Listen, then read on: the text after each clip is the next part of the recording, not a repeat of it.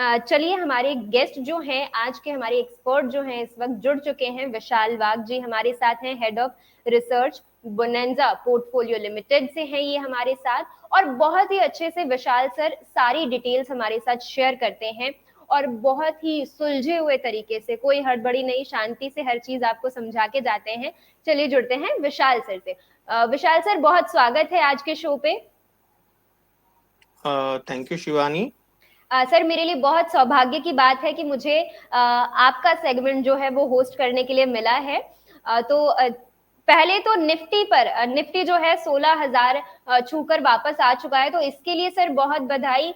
और इस पे एक बार अपनी राय दे दीजिए, क्या लगता है अब सीधा ऊपर जाएगा इससे, या फिर इसके नीचे आने की गुंजाइश है, वापस से अपनी रेंज में वापस आएगा? Shivani, very very congratulation to you also के निफ्टी ने 16,000 का आंकड़ा एक बार छू लिया।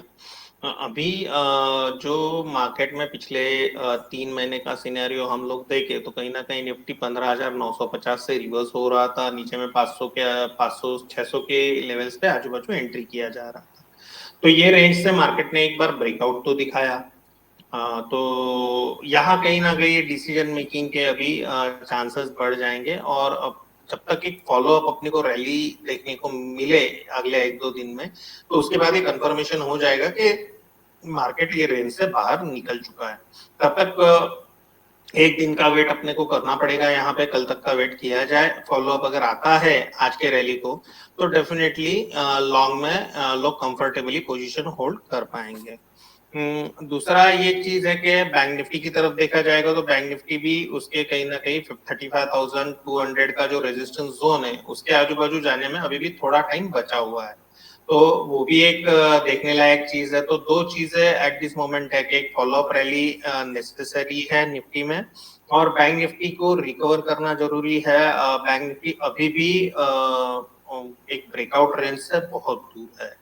तो जो 30-35% वेटेज है इंडेक्स में, वो निफ्टी का, बैंक निफ्टी का है, और बैंकिंग में वो ब्रेकआउट्स आते हुए नहीं दिख रहे हैं। वेरएज हम लोगों ने कल आरबीआई के रिजल्ट, आरबीएल बैंक के रिजल्ट देखे, वो भी बहुत ही सुस्त रिजल्ट है, और वहां पे भी कहीं ना कहीं ये देखने को मिला है कि आगे आने वाले दिनों में जो सेकेंड वेव का इम्पैक्ट है वो बैंकिंग स्टॉक्स पे देखने को मिल सकता है।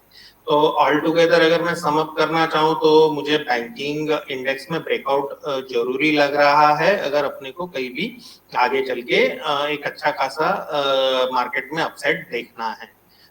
सेकेंड पार्ट जो है कि जीडीपी डेटा भी जो रिवाइज किए हैं आईएमएफ ने, इंडिया का जीडीपी जो रिवाइज किया हुआ है वो भी लोअर साइड में रिवाइज किया हुआ है। कहीं ना कहीं आगे आने वाले दिनों के लिए ये थोड़ा बहुत प्रॉफिट बुकिंग के रीजंस बन सकते हैं। अगेन और एक चीज है जो म्यूटेंट है, अभी जो डेवलप हो रहा है ऑलरेडी यूएस और चाइना में, इसका थोड़ा इम्पैक्ट देखने को मिल रहा है।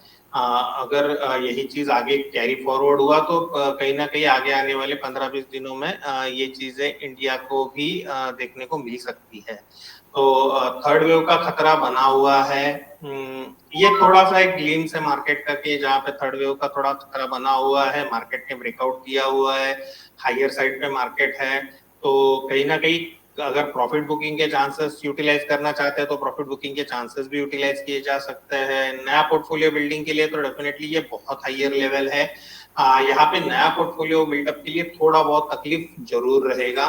कहीं ना कहीं चीजें थोड़ी कॉस्टली लगेगी, बट एक चीज मानी जा सकती है कि एक अच्छा खासा करेक्शन के बाद या साइडवेज करेक्शन के बाद मार्केट ने ब्रेकआउट किया हुआ है। तो अगर फॉलो अप आता है तो डेफिनेटली लॉन्ग में खड़ा रहा जा सकता है। ठीक है सर, निफ्टी, बैंक निफ्टी, इन पे तो आपने राय दे दी है। आरबीएल बैंक का जो रिजल्ट आया है, जो भी उस पे अपडेट्स है, वो भी आपने दे दी है। और नया पोर्टफोलियो बनाने के लिए ये लेवल्स थोड़े से ज्यादा हैं, तो ये भी आपने बता दिया है।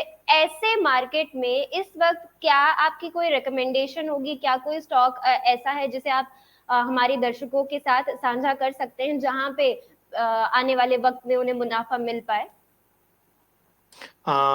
डेफिनेटली यहाँ पे हिंदुस्तान यूनिलीवर ये काउंटर हम लोग देख रहे हैं। हम लोग ये काउंटर में 2330 से लेके 2350 तक एक बाइंग रेंज पे बैठे हुए हैं। यहाँ पे ये काउंटर को बाय करना चाहिए। कहीं ना कहीं स्टॉप लॉस नीचे में 2180 के जैसे होंगे। इसके दो रीजंस है।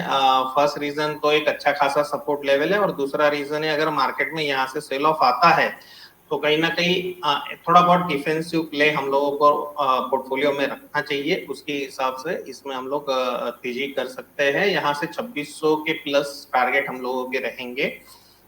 ऊपर में अगर अच्छा खासा मूव रहा तो ये 2800 के लेवल भी टच कर सकता है। ये पोजिशनल व्यू है। जहाँ तक के सवाल है, यहाँ से मुझे एक 2 से लेकर 3 क्वार्टर का व्यू ये है कि हम लोग ऊपर में इसको कहीं ना कहीं 2600 प्लस का लेवल देख रहे हैं। ठीक है सर, 2600 प्लस फिलहाल के लिए तो हम लोग थोड़े से कंजर्वेटिवली एक या दो ही ट्रेड के साथ खड़ा रहना पसंद करेंगे। उसमें ये एक ट्रेड है। ठीक है सर, तो एक ये ट्रेड है। ठीक है, तो ये तो आपने बता दिया कि 2600 के पास ये जा सकता है आने वाले वक्त में। सर, ये राय आपने किस हिसाब से दी है? जो लोग ऑलरेडी जिनके पास ये है, या फिर नई एंट्री बनाने के लिए भी सही है? ये नई एंट्री बनाने के लिए भी सही है ये लेवल। यहाँ से ज्यादा रिस्क मेरे हिसाब से नहीं है। नीचे में अगर मैं 2180 का भी स्टॉप लॉस बोलता हूँ तो बहुत ज्यादा रिस्क इसमें नहीं है। यहाँ से 180 रुपया नीचे का स्टॉप लॉस है, और हम लोग कंफर्टेबली 2600 लेवल के प्लस बात कर रहे हैं। मतलब 2700 2800 कहीं ना कहीं टारगेट निकलेगा। तो वो लेवल के लिए होल्ड भी किया जा सकता है। तो ऊपर का टारगेट भी अच्छा है, प्लस स्टॉक जो है ये डिफेंसिव में आता है पूरी तरह से। ठीक है। डिफेंसिव बेट में आता है। अगर कहीं से भी अगर लॉकडाउन के जैसे चांसेस रहते हैं या होता है तो एक्चुअल के कंजम्पशन पे उतने असर नहीं पड़ते हुए दिखेंगे। तो उनका तो कंजम्पशन कंटिन्यूएशन पे रहेगा।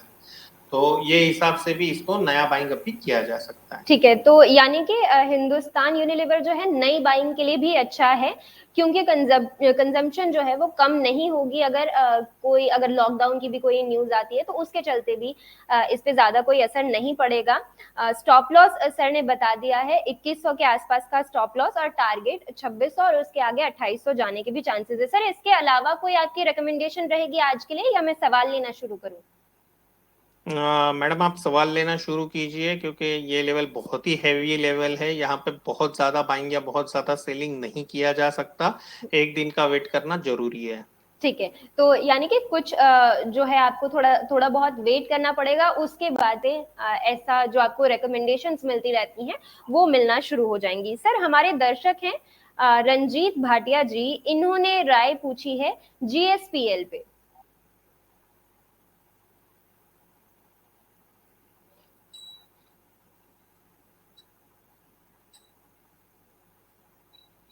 जीएसपीएल 362 चल रहा है, 346 चल रहा है। जी जी। ठीक है। जहां तक जीएसपीएल का सवाल है, एक अच्छी खासी अप ट्रेंड में स्टॉक है। लेकिन आउट परफॉर्मेंस जो नजर आना चाहिए, स्पेसिफिकली अभी स्मॉल कैप इंडेक्स चल रहा है तो स्मॉल कैप को आउट परफॉर्म करता हुआ नहीं दिख रहा है। कहीं ना कहीं ऊपर के स्तरों पे थोड़े बहुत डाइवर्जेंस इसमें बनते हुए दिख रहे हैं। तो एक प्रॉफिट बुक करके इसमें चलना चाहिए। और अगर 360 का जो लेवल है ये कट करके वापस ऊपर सस्टेंड होता है तो ही इसमें नया लॉन्ग खड़ा करना चाहिए। ठीक है, तो उम्मीद करते हैं हमारे जो दर्शक हैं जिन्होंने सवाल पूछा था उनका ये जो डाउट था ये क्लियर हो गया है। आपको जीएसपीएल पे व्यू मिल गया है। सर, अगला सवाल है राजकुमार का, जो जानना चाह रहे हैं डीप एनर्जी पर आपकी राय।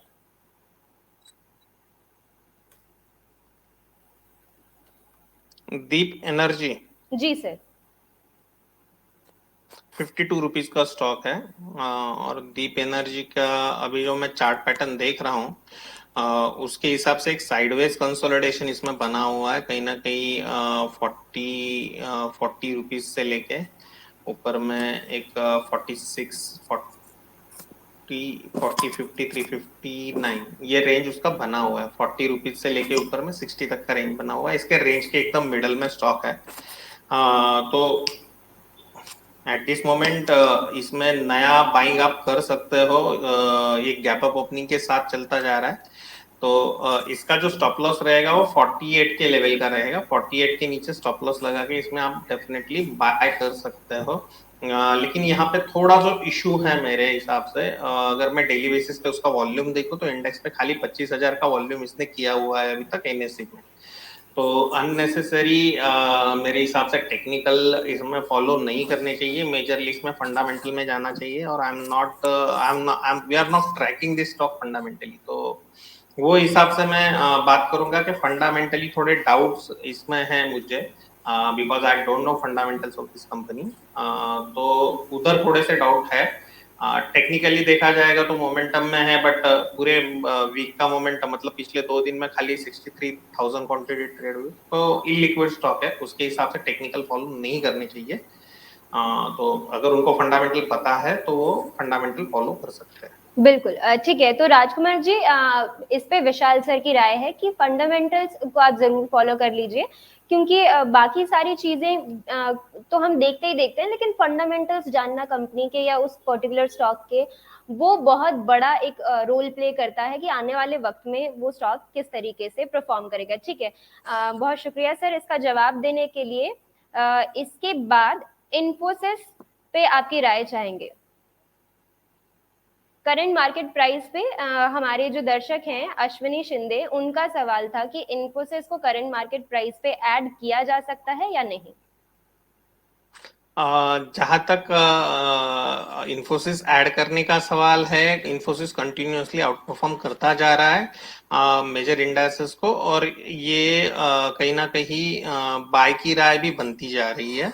हायर लेवल पे है, तो कहीं ना कहीं थोड़ा बहुत डर जरूर लगता है ये लेवल पे स्टॉक ऐड करने के लिए। तो मेरा ये राय रहेगा कि 1600 या 1580 की तरफ अगर स्टॉक मिलता है बाय करने के लिए, वो लेवल पे ऐड कीजिएगा। ये लेवल थोड़ा सा कॉस्टली लगता है, और जो स्टॉप लॉस का भी लेवल दे देता हूं मैं आपको, 1585 के नीचे चला जाता है तो आपको 1600 से लेके 1580 के बीच में मैंने बाय बोला हुआ है। तो एक थोड़ा सा 1538 या 1540 जैसा एक लेवल है इसका, वो आप एक स्टॉप लॉस करके इसमें रखिएगा, और आप डेफिनेटली वो लेवल पे ऐड कर सकते हैं। ये लेवल पे थोड़ा सा 2-3% स्टॉक महंगा लग रहा है। ठीक है, तो अश्विनी जी, अभी विशाल सर की राय ये होगी कि थोड़ा सा महंगा है, थोड़ा सा अगर इसका प्राइस जो है वो ठीक होता है तो आप इसको जरूर ऐड कीजिए। बाकी स्टॉप लॉस भी आपको बता दिए गए हैं। विशाल सर, एक बार स्टॉप लॉस फिर से बता दीजिए प्लीज। स्टॉप लॉस इसमें 1538 का रहेगा। ठीक है, और टारगेट?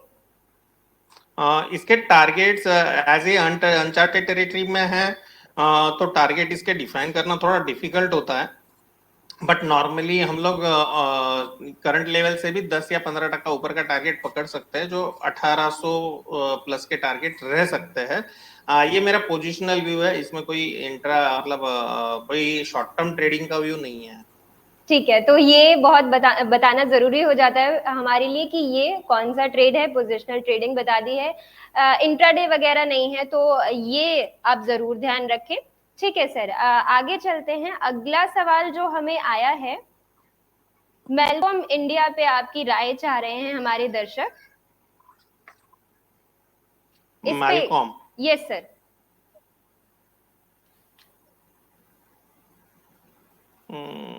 मैंने कभी स्टॉक देखा नहीं है, मुझे सिंबल पता नहीं। मैडम, क्या आप मेरी हेल्प आउट कर सकते हैं? Yes sir, sir MELLCOM, Mellcom India limited. MALL। जी, BSE का स्टॉक है sir. Okay, no issues. Mellcom 634 अभी ये चल रहा है। जी जी जी जी। अगेन मैडम, ये थोड़ा सा जो स्टॉक है इसमें डेली बेसिस पे वॉल्यूम्स बहुत कम होते हैं, तो इसको टेक्निकली ट्रैक करना थोड़ा डिफिकल्ट है। फंडामेंटल उसके मैं नहीं जानता हूँ, तो मेरे लिए कमेंट करना थोड़ा डिफिकल्ट है। चलिए ठीक है सर, कोई बात नहीं। हम हमारे अगले जो गेस्ट जुड़ेंगे उनसे ये जरूर सवाल ले लेंगे। हम आगे चलते हैं। सिटी यूनियन बैंक पर आपकी राय चाह रहे हैं हमारे दर्शक चेतन जी। जहां तक कप के बारे में 150 का जोन बना हुआ है, और प्राइवेट बैंकिंग में हम लोगों ने ऊपर के लेवल पे प्रेशर कंटिन्यूअसली देखा है, तो कहीं ना कहीं एक प्रेशर जोन बना हुआ है प्राइवेट बैंकिंग के लिए। ओके, तो जब तक ये 160 के नीचे है तब तक हम लोगों को इसमें कोई तेजी दिखाई नहीं दे रही है। यहाँ पे कहीं ना कहीं प्रेशर में ही रहेगा स्टॉक, और नीचे में 144 तक के लेवल इसमें आ सकता है। अगर 144 कट होगा तो फिर नीचे में बहुत बड़े लेवल्स ओपन हो जाएंगे। तो 144 एक मेजर इसका सपोर्ट बना हुआ है। करंट स्टॉक का ट्रेंड जो है वो निगेटिव है, बेरिश है। ठीक है सर। चेतन जी, उम्मीद करते हैं आपका जो इस पे डाउट था वो आपका क्लियर हो गया है। ठीक है, आगे चलते हैं सर। विनोद गोगिया जी एक हमारे दर्शक हैं, रोज हमारा ये शो देखते हैं, तो ये कह रहे हैं कि पीएनबी के अच्छे रिजल्ट आए हैं।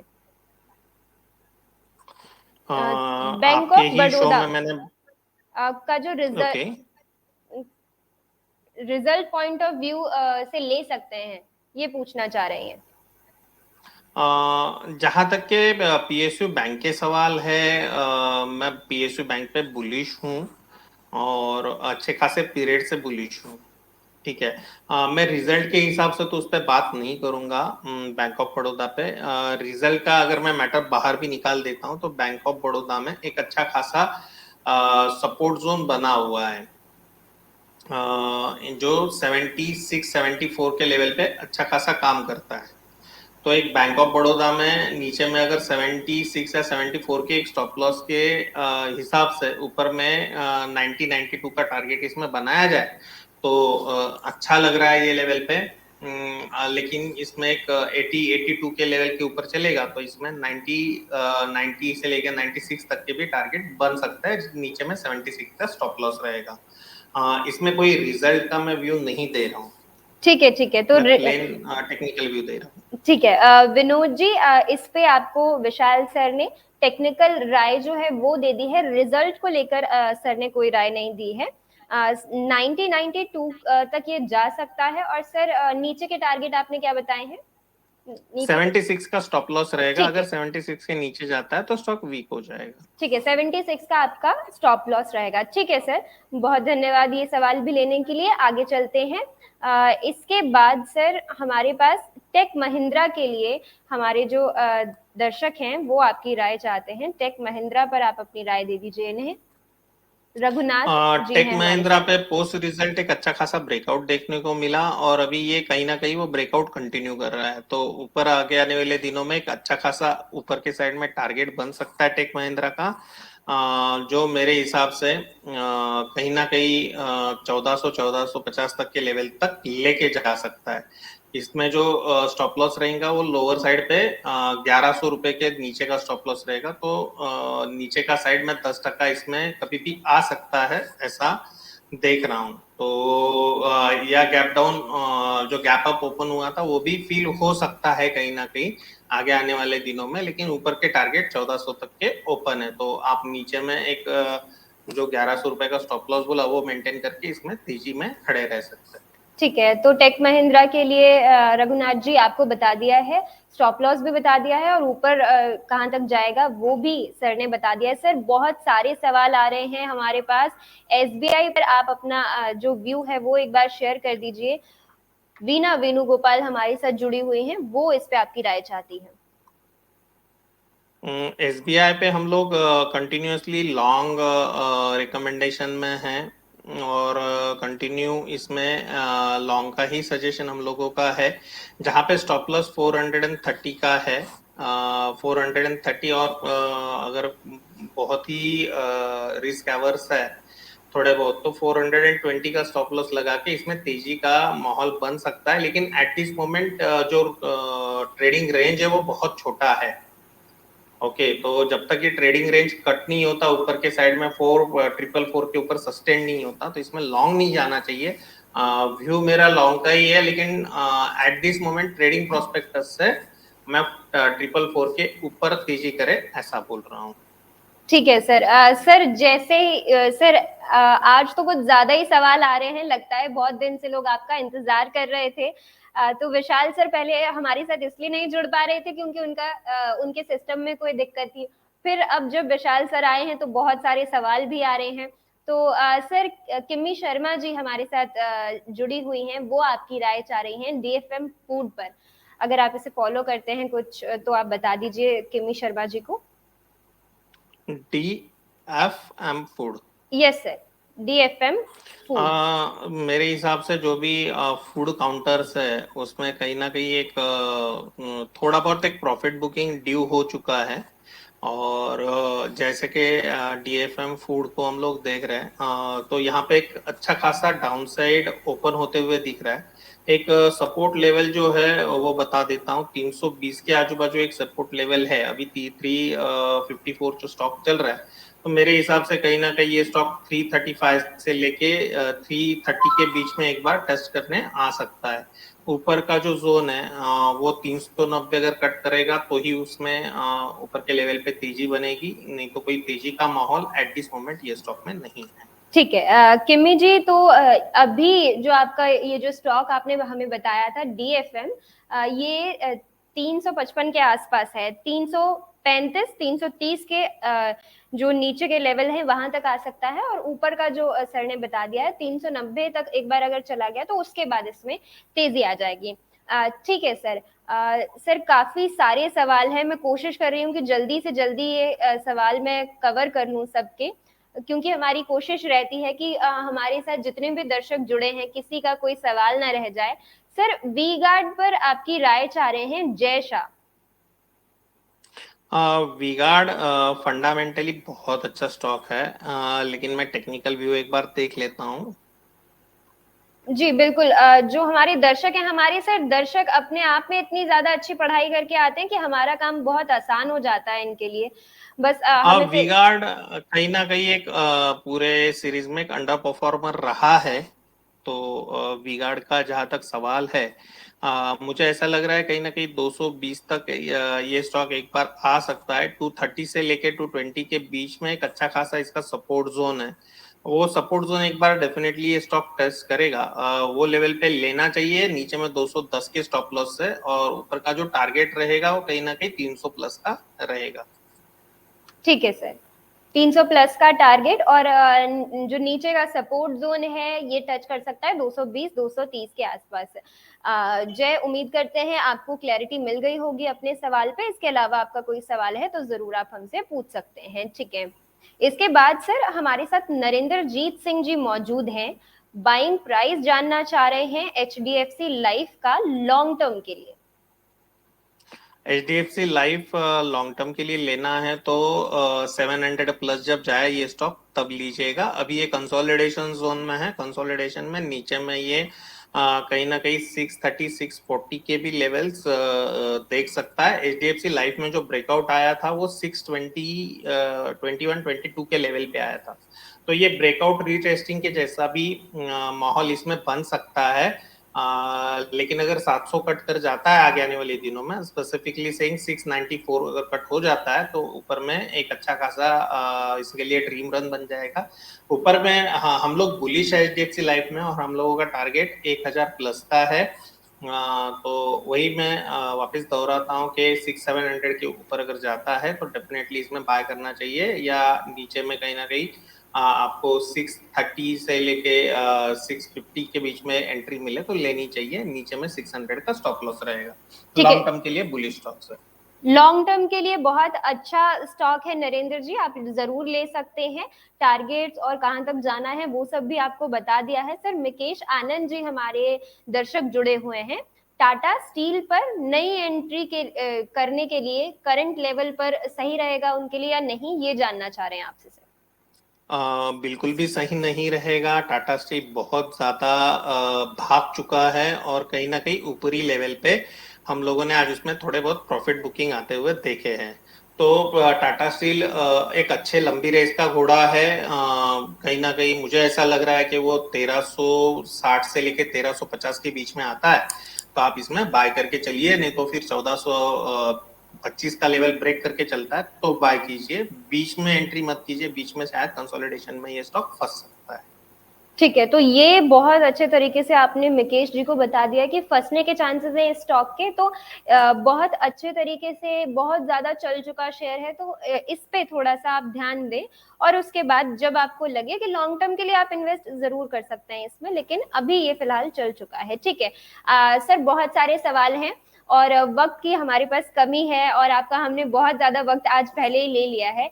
आज के शो में आप हमारे साथ जुड़े, आपने अपनी इतनी कीमती राय हमारे दर्शकों के साथ साझा की, उसके लिए आपका बहुत धन्यवाद।